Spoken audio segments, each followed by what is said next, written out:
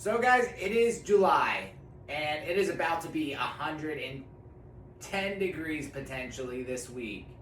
And I just wanted to talk about something quick here while I make my breakfast, take my medicines, blah, blah, blah, make my protein.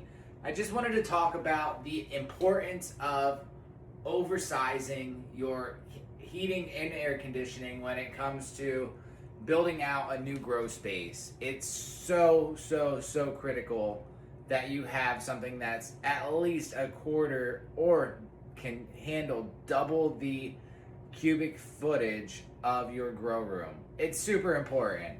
It's about to be so hot here that the mushrooms are going to grow within the time of pinning. They're going to be full mushrooms in 12 hours.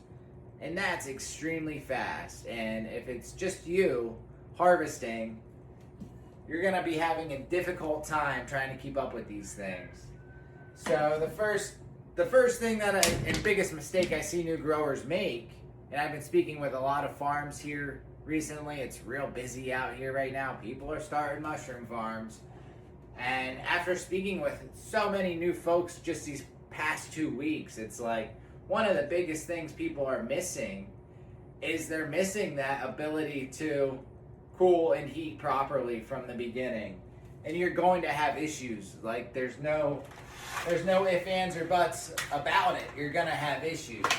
There's too much bacterial and mold issues that can arise from temperatures outside of our preferred range. And our preferred range is going to be anywhere between 55 and 60 degrees ideally.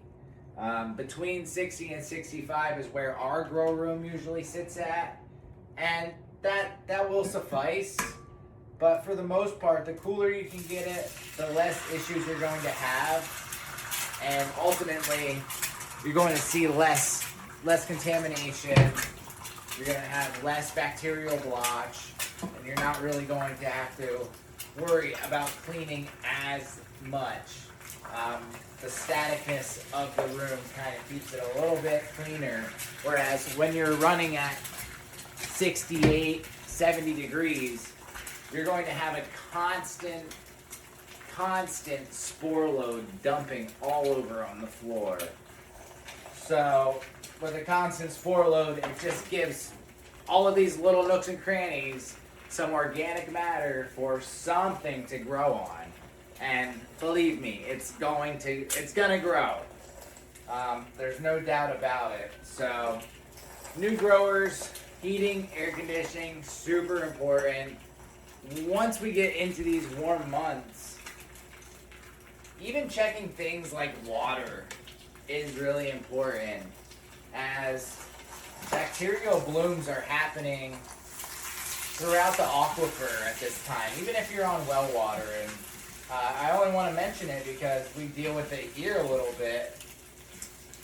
Being on well water, springtime, once it gets warm out, there's definitely some bacterial blooms that happen in the aquifer itself. And although it's not harmful bacteria, it's something that is an endospore. It does survive pressure cooking sometimes. And it's something that we'll find on our test plates when we're testing our G1 and G2 grain spawn. So we've seen it time and time again. The only real solve for that is reverse osmosis or some super heavy duty filter. UV also works well. We do have an UV on our building here, but it doesn't do the entire job.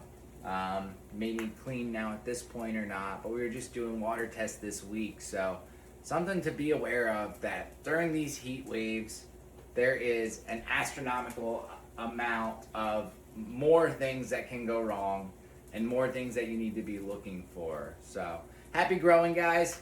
Have a good one. Grow much more.